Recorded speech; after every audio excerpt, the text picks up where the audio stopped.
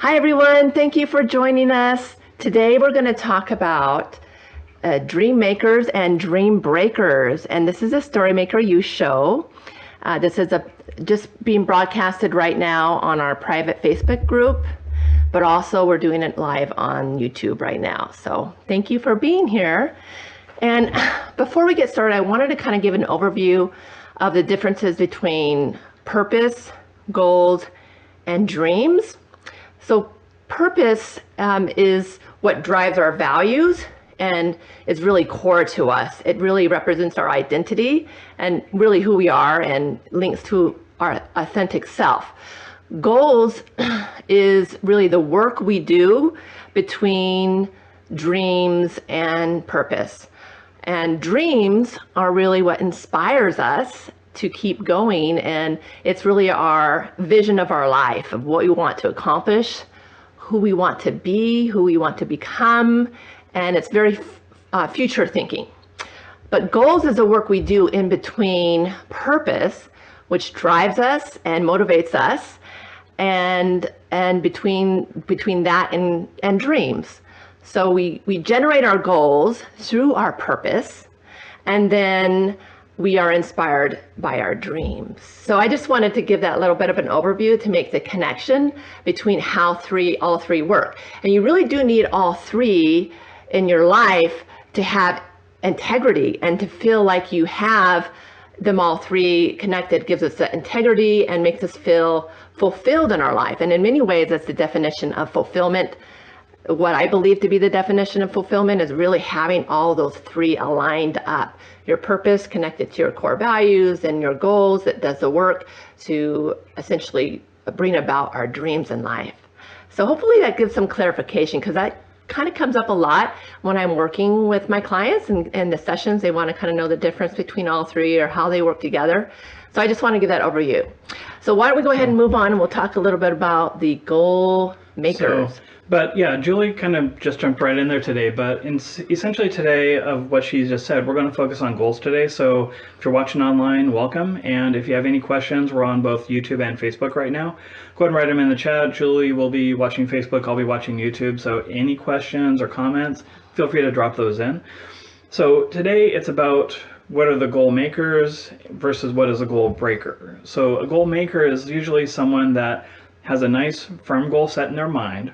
They continually work towards that, and they're driven, their actions are intentional around trying to fulfill that goal. Yeah, so we do goals every day. We have little things, you can call them tasks, but tasks are just really small goals.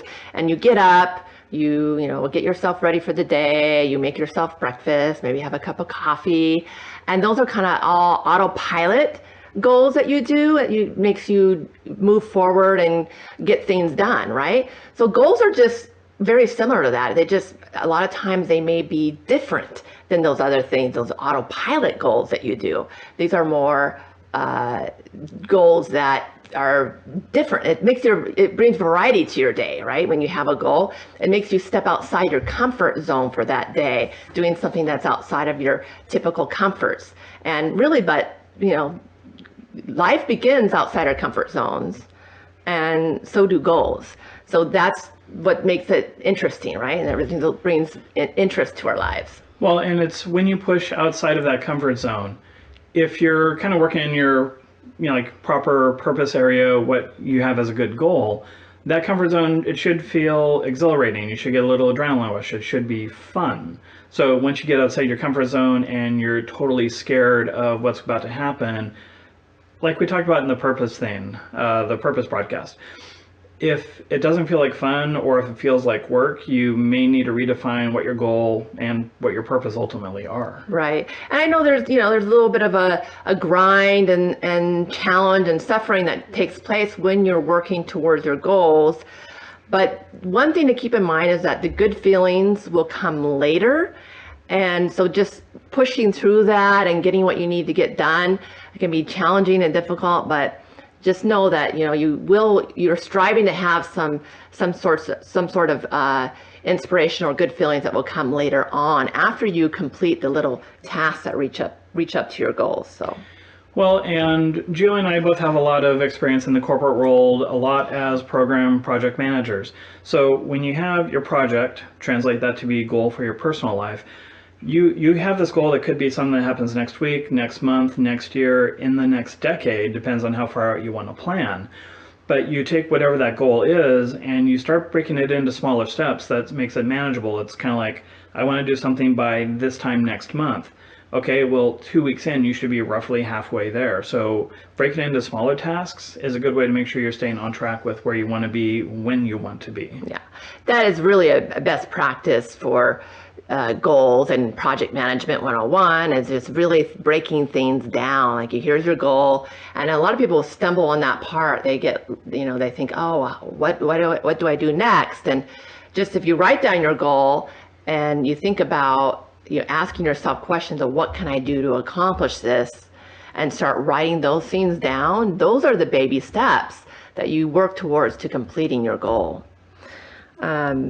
So one of the things we wanted to also mention in terms of goal makers is really, how do you move from being a goal watcher or thinker to becoming a goal doer? And we talked a little bit in terms of the baby steps there, but one of the things is also just doing a value check and going, well, what are my values, right? Because if you're watching other people's goals and you're seeking fulfillment in other people's soul searches that they've done, right? And other people's goals that they have, which is great if you're in alignment, if your values are in alignment with some company's goals that they have, then you're gonna continue having some meaning and purpose in your life.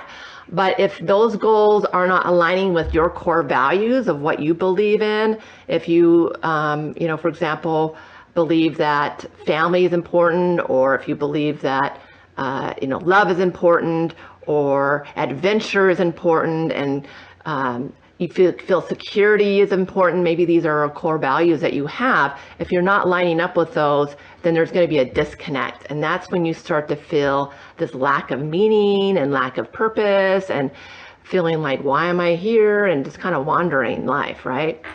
So, well, and it's, I think we're about to get a little interruption. So. We've got a cat wandering in our living room here. Oh, anyway. So, that's the fun of doing stuff live. Anyway, so what we talked about doing the small goals is you may have this big lofty goal, but you don't know how to get into that mindset, how to get into the pattern, and to make it a habit. So one of the easy things to do is just come up with something very, very small, something that you could only, take maybe about a minute or so to actually do. And just make a point of doing and looking at that goal just 1 minute a day. And you had a good series about habits that you talked about. So if you do this one little task for how many days? Well, 25 to 30 days is really what seems to be the collection of experts out there that talk about habits. They say it's between 25 and 30 days. But yeah, if you start out just doing 1 minute a day towards a goal, then you're establishing the habit of focusing and completing your goal. And then eventually that time can increase, right? But even just starting with writing your goal down one day, and then the next day looking at your goal, and even just doing that part of it, that's like focusing on what your goal is for, and spending 1 minute a day towards that, then you'll get the habit of doing it every day, and then you can increase the time and you'll get bored with that eventually. Anyway. 1 minute will become way too easy, so make it 5 minutes, make it 10 minutes, and pretty soon you're going to find yourself automatically getting into this intentional effort to work on that goal.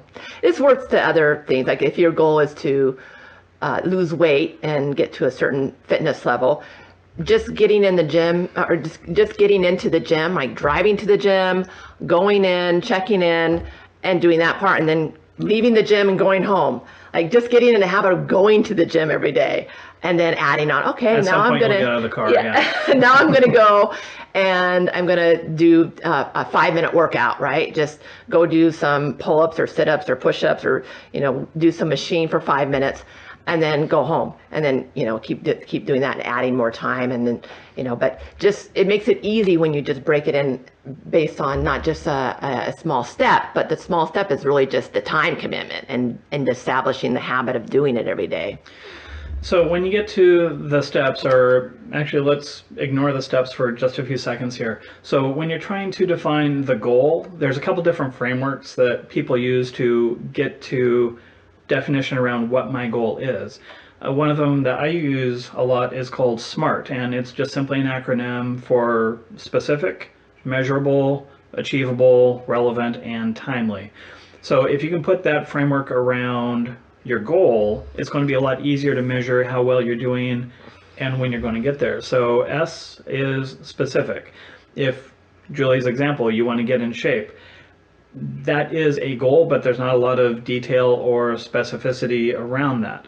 So I want to run.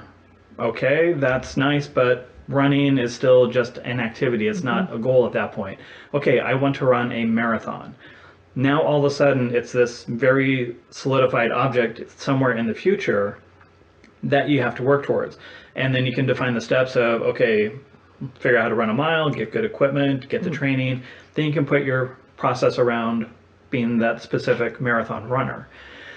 The second letter is M for measurable. So come up with a time. How quickly do you want to do that marathon? If you're a brand new runner, you might have a goal of, I want to do a marathon in 4 hours. And yes, I know that might be lofty for some people, and I know other people out there are probably, that's way too slow, but set a time. That way it's measurable. It's like, okay, I'm going to do a trial run at a 10K, and I should roughly be here if I want to be at this time on a marathon, and you can measure your progress. A is achievable. Is this something that you can actually do? Is it in your mindset to be able to do a marathon? It's just that, it's mindset. Is it achievable for you? Does this make sense? Is this something that you can physically, mentally, spiritually do? Then you get to R, which is relevant, and it's kind of like, is this something that is relating to your passion areas? Is this part of your purpose? So if you have a passion for fitness and you really want to show other people what you can do and where you came from, yes, that goal would absolutely get you where you want to be. If you want to, no, I don't need to go any further. You get the idea what it means. Relevant. Is this fitting into your ultimate passion and purpose? The last letter is T, and that basically just means timely. So when are you going to get to your goal? So I want to be a marathon runner. I want to be able to do it by, pick a date, September of next year. That way you can also measure your progress as well. So SMART, specific, measurable, achievable, relevant, and timely. Now there's another framework that Julie came up with recently that she uses a lot in her coaching experience. It's called GROW, but I'll let her run with that one. Yeah, so it's good to use these type of frameworks when we're working on our goals, and this is really something that goal makers will do. They tend to gravitate to some sort of framework to kind of help them stay on task and follow all the processes that are successful and the proven formulas that kind of help people with that. So the other one is GROW, and G in this case would stand for what your goal is and making sure that it's an achievable goal, it's meaningful to you, it's measurable in some way, and just like, what is the goal, right? And just focusing on writing it and creating it. The other one is R, which is reality, and just going, well, where am I? Where's my current state and situation, my circumstances, and where I am right now, right? And just thinking about that and thinking about, well, how far, what's it going to take for me to accomplish this goal, and what's the gap between where I am now and where I want to be, and just kind of processing that and thinking that through and going, what are all the steps are going to need to be done in order to get from point A to point B. So that's just the reality check of where am I today. And then O is for options, and just breaking down what are my options right now? What are my choices? What is the routes that are available to me that I could take, or the different paths I can take? And this part is fun if you wanted to do a brainstorming session around that and going, what are my options, and kind of brainstorming and coming up with new ideas for how that could look or what that could look like. And that could be fun to do that with another person sometimes who might have some new ideas to throw in the mix. And even just coming up with crazy ideas is good too, because that really stimulates the creativity when you're doing that. Well, and that's kind of the basis of brainstorming for whatever activity you're doing. This one's great, but when you're brainstorming, nothing is off limits. It could be as weird, strange, bizarre as you can come up with. Don't edit that list, just capture everything. And then your goals you can derive from there, but then as you're going through your little brainstorming, it's kind of like, that sounds really cool, but it doesn't really fit into my goal. Well, put that over to a parking lot area and revisit that later. Maybe that goal becomes then a hobby or something like that. So don't edit, don't throw anything out when you're doing that brainstorming. Yeah, but even some of you'll have like kind of a range of really wild ideas and super practical and obvious ideas, and somewhere in the middle is probably the right answers for you, and then you can just pick and choose from there what choice you want to go with. And people do get stuck. Sometimes clients will come to me and they're stuck just on that, their options. Like, do I go to grad school or do I look for a new job right now? Do I do a side gig with my current job because I'm not happy with that, but I really want to do this other thing, which is I really want to become a coach, for example. And so let's see if I can do a side gig, or maybe I really want to have an Amazon store and that's my side gig I want to do. People get stuck on that. And that's really a lot of times why I have clients come to me, because they don't know. They can't make the decision. It's too hard for them to decide. They like both choices the most, or they're just nervous that they're going to make the wrong decision. So we have a lot of exercises I work with them on that to help them really think it through. The other one is the last one. Letter. Oh, I was going to say, just make sure we wrap it in the last letter. The last letter is will. Which is W. The last letter is W, which stands for will. And that's really like, how strong is that willpower you have, and how committed are you to the goal, and how much are you willing to fight for it, right? And just kind of strengthening you in that area. And that might be sometimes that might be an area people really need to work on, is strengthening that muscle of commitment. And, like we said earlier on, all a goal really is coming up with something you want to do and accomplish, and committing to it until you complete it. So that's why commitment and willpower is very important in this too. And we did talk about habits, and I have a feeling this will be a future episode as well, is that everyone has habits and routines that they go through every day. So it's sometimes when you come up with a good habit, you almost need to intentionally replace a bad habit. So if you want to have the goal is to improve myself, but then you have this bad habit out there where I watch TV for 3 or 4 hours at a time. Well, that's 3 or 4 hours of downtime where you can actually spend on improving yourself. So take the bad habit and reform it into being a good habit. So yeah. Actually, it's interesting. One example I was thinking of just today, in fact, was people who are trying to break the habit of being a smoker, and they smoke a lot. And I've had clients I've worked with that, and that seems to be one of the things that they're working on in terms of improving habits.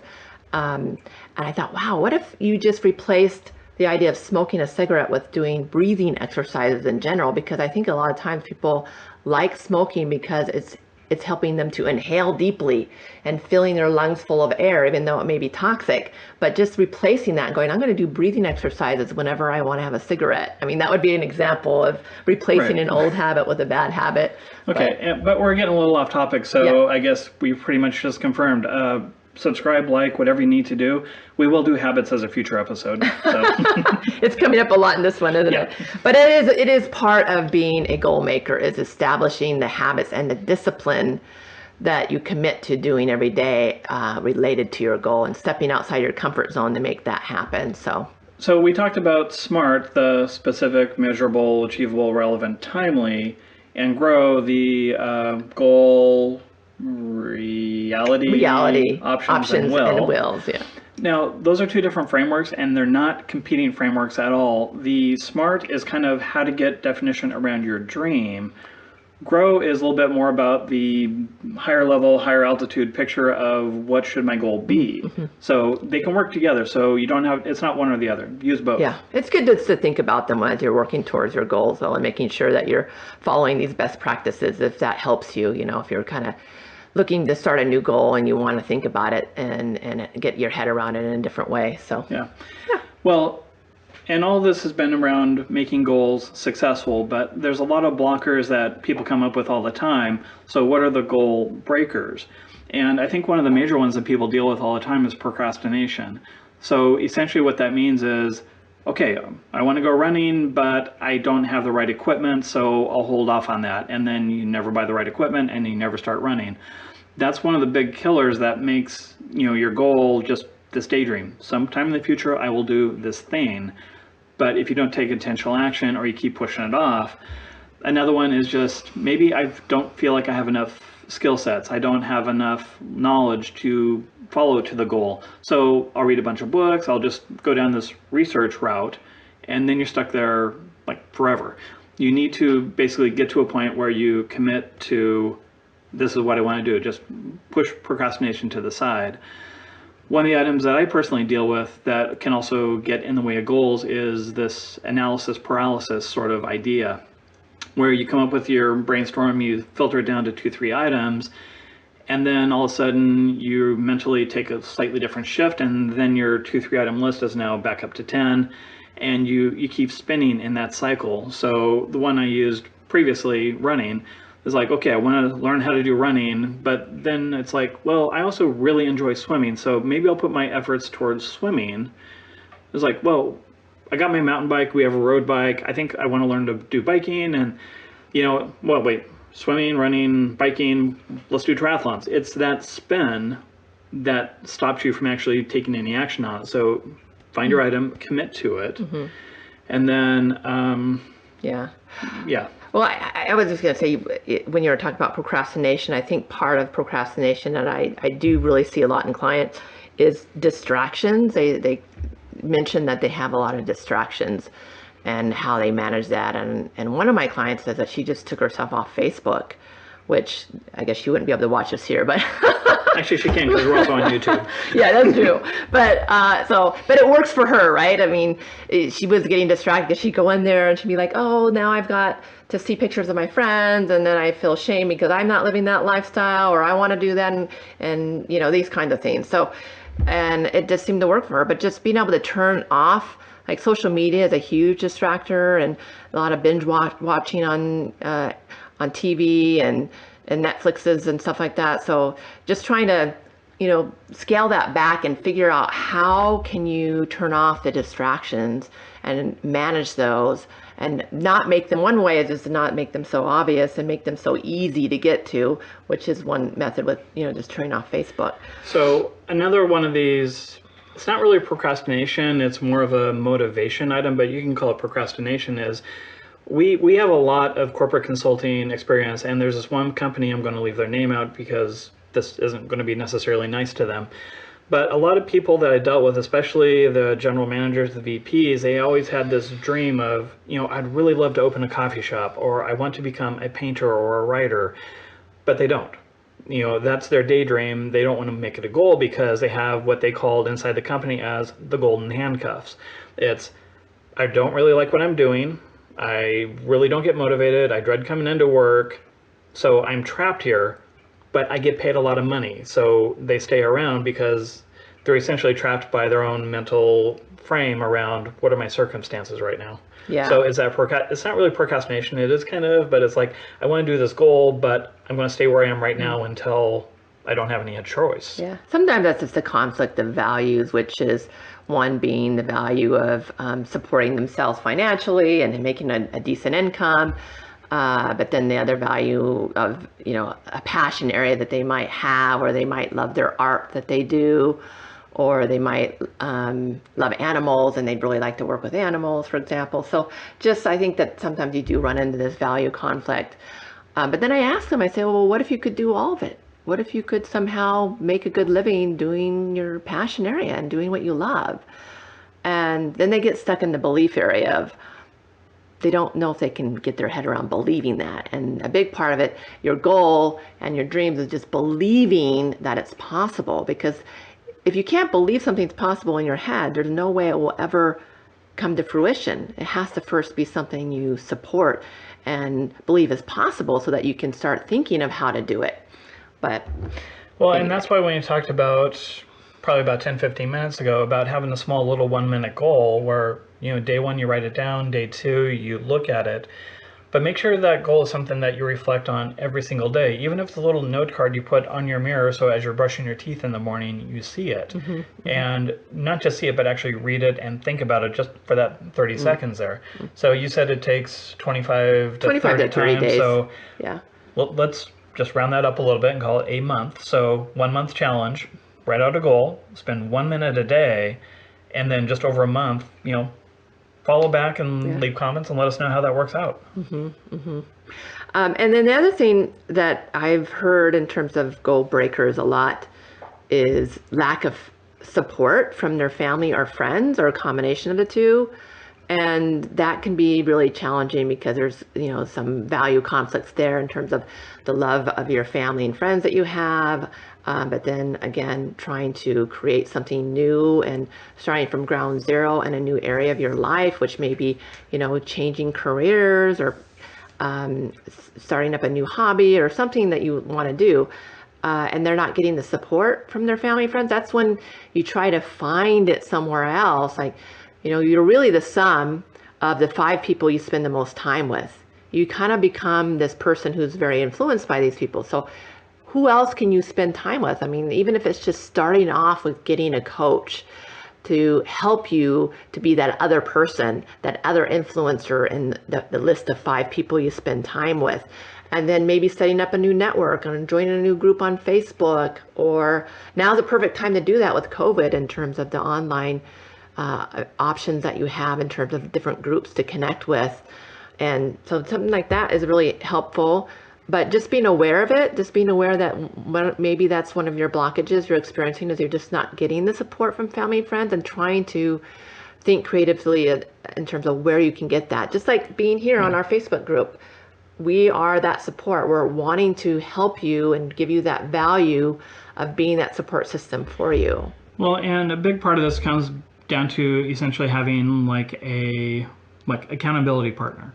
So you're working towards a goal, you need someone to encourage you and be that support system for you. But at times you need that person to come in behind you and just give you a nice swift kick of no, you need to be heading that direction. Why aren't you doing that now? Yeah, so having that accountability.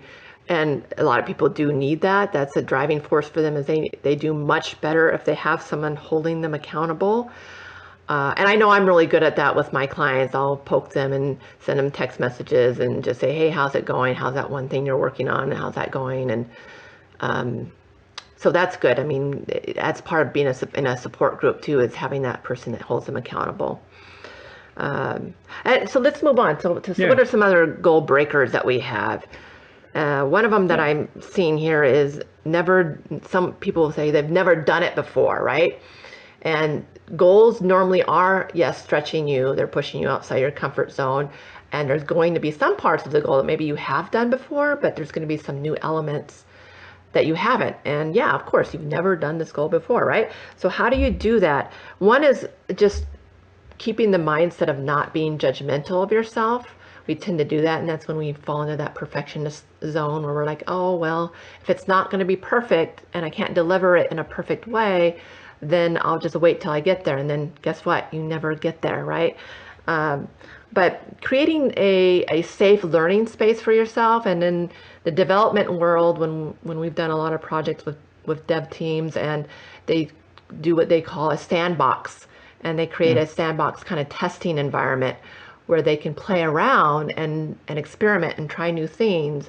And maybe just thinking about that for yourself, is what would that look like for you when you're trying to learn something new and try to do something new. Sometimes I might just be going and taking a new class online or somewhere else, or learning something new, reading a book, and just learning and experimenting. Well, and that's the beauty of the sandbox concept. In development world, it basically is, if you have a code or something that just totally crashes and hoses your system, reset, try it again, and learn from the mistakes. So as long as you're learning from your mistakes along the way, they're not really mistakes. They're just kind of pointers to the direction you should go. So it's like the rake with the little sand gardens and stuff like that. Make your patterns, and then at some point in the future, if you want to change it, redraw the sand to where you want it to be. Yeah. And that gives you a safe place to make mistakes and to fail a little bit and go through this kind of trial and error. And, goals are messy. They just are. You're going to be taking two steps, one step forward and two steps back. And that's normal. And just to expect that and be prepared for that and be okay with that. But then, celebrate those little wins of that one step forward.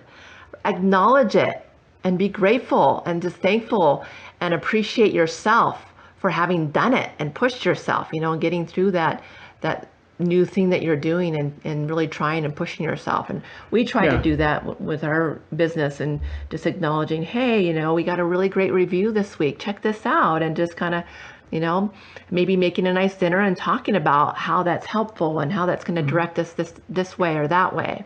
Well, and also with your analogy about the one step forward, two steps back is, yes, you have a net loss on your total distance. But in those two steps back, you might notice this little trail that went off to the side that you didn't see before, and maybe that's the direction you should be going. Right. Yeah, it could be a sign. Sometimes the two steps back, maybe your signal and sign to go, wait, maybe I need to do this a little differently. Like, what's this over here now? But I love the metaphors of the tortoise and the hare and the story around that, because and maybe you've heard the story before, but the tortoise wins, right? We know that. We know the outcome of that one. And that's because he just keeps chugging along, and the hare is trying to rush through and not thinking about the quality of what he's doing and just hurrying on and just, doesn't win in the end. Well, you had pointed out that you did a search on Instagram, I think it was, and there was somewhere around 88 million queries around goals. This is, a planet-wide issue where people of all different sort of cultures, backgrounds, whatever stratification you want to put on that, everyone is dealing with goal issues, but it's the perseverance of the tortoise that actually helps people push through. I think you also threw another statistic my way. There was around 98% of people have unfulfilled dreams. But that's because they never made it past that daydream stage. They need to put, what specifically am I going to do to get there? It's really that commitment and perseverance and sticking with it and making sure it's aligned with your core values. And W and grow. Yeah, but don't let that be you. Don't let, there's so many stories of people not accomplishing their dreams. And most of the people we know don't do it. And just think about how many unfulfilled dreams are in the graveyard, right? That's probably where most of them live. And I don't want that to be you. I want to know that you guys are working towards something. And I believe that each one of you are capable of accomplishing the goals you want to set out forth. And some goals don't get accomplished, and that's okay. But I believe that each one of us do have certain ones that are valuable enough and important enough to us that we should really make a concerted effort to make it happen. And so working with a coach is going to get you there, and it's going to make a big difference. So. Well, and you mentioned about the failures. Nobody is perfect. No one will ever do this perfectly correct. So you will fail along the way, but one of the, again, corporate consulting that we do a lot, is one of the sayings that they used a lot was fail fast. So set your goal, fail at it as quickly as you can, learn from it, redefine your goal, and then march towards that. So learn from the mistakes, and they're not really failures. Right. And going back to what this kind of stimulated this part of the conversation, which was never done it before, which was a goal breaker, right? Another thing I really wanted to point out that helps people override this idea of, well, this is so new to me and I don't know how and I don't know what to do, which, by the way, that term of just saying to yourself, I don't know, that's like one of the biggest dream killer statements you can make to yourself. I don't know how, I don't know, right? Instead, you should ask yourself, well, how do I do it, right? And engage that frontal cortex and that problem-solving part of your brain and just asking yourself, well, how am I going to do it? Well, and those 5 people that you spend the time with, you don't know how to do it. Well, I'm sure someone else does. Find them and have them as a coach or a mentor or someone to push you in the direction and bounce questions against. I wanted to bring up visualization because that is one way to get around this if you've never done something before, to practice it inside your brain through visualization practices. And and actually, like the word, envisioning yourself going through all the little steps of what you're going to do and how you're going to do it. And I mean, I even do that for the podcast and the live streams that we do. I envision myself going through it and having the confidence I need to do as I'm going to be speaking, and just what are all the things I'm going to do, to all the steps in terms of preparing and getting the, working through what's the content we're going to do, and just all those things, visualizing it. And a lot of professional athletes use this technique. And I'm sure Ron can speak to that part of it a lot too. One of my favorite ones is I used to do some work with Red Bull Air Race. And a lot of the pilots would actually get the small Red Bull cans and actually set up the course in the floor of their hangar where the airplanes were.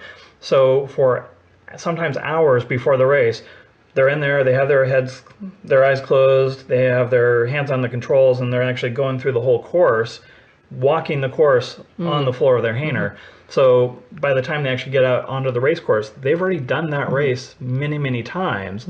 And they just deliver on what that is. Yeah. Actually, this method is really great. And I was just talking with a friend last night who said that she had worked with a coach on interviewing questions and how to do interviews.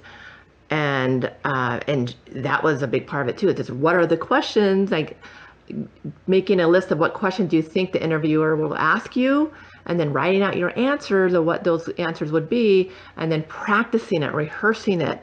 And then envisioning it in your mind. Some things you can actively do during the day towards your goals, but other things you can continue working towards your goals even when you're tired, or you're just waking up in the morning, by doing this envisioning work, which is more of a relaxed way of working towards your goals. If you're waking up in the morning, you're just kind of waking up, and not fully there yet, just think about your goals and how you're going to work on it towards that day. And then in the evenings, doing the same thing as you're tired and going to bed, like, what is it that you're working on, and what are you going to do the next day, and just thinking through that.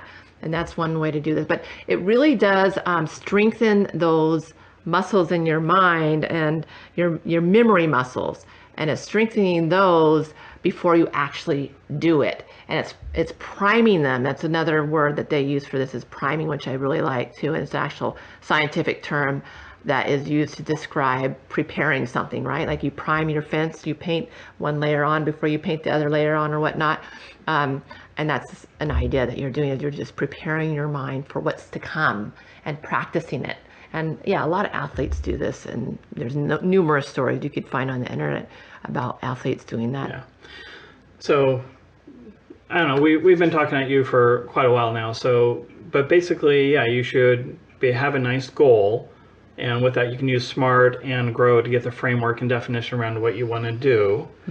Just make sure you're looking out for the pitfalls of what is going to be my blocker, what's going to get in the way of my goals and actually achieving that. Is it procrastination? Is it you don't feel like you're good enough? You don't have the support? Whatever the reasons are, make sure you have a counter for pretty much all those arguments. And then you will make mistakes, learn from them, move on. Yeah, just stay curious, stay curious as you're going through these goals. And that's what makes it fun and engaging. And that's what motivates you too, is that curiosity of what's coming next and how do I do it.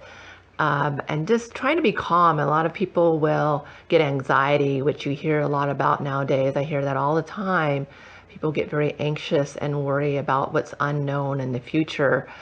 And just trying to get yourself grounded by being more mindful and doing, mindfulness exercises and relaxation exercises, and just kind of recouping yourself and going back to who am I, what am I doing, and why am I doing this goal. Knowing the why behind it is very critical, because that's your huge motivator. You have to remind yourself of that why. A lot of times we'll get off path because we'll be frustrated by the difficulties or challenges, and we'll go, well, why am I doing this anyway? Well, remind yourself of the why. How is that linked to your core values and purpose? So I think we're covered a lot today, and thank you for joining us, and we look forward to doing more episodes like this. We'd love to hear your feedback if you have anything to offer or say, or anything that you'd like to hear in terms of a topic that we cover that would be interesting to you. We'd really like to know what would be a good live session that you'd like to follow and come along with. And obviously, if you don't want to write it into the chat in YouTube or Facebook, if you just go to our website, it's just thestorymakers.net. You can send us a private message there. we'll be able to engage with you that way too if you want to have some confidentiality around it as well. All right, well, I guess that's it. And thank you, everybody. We'll talk to you next time. Okay. Bye. Bye-bye.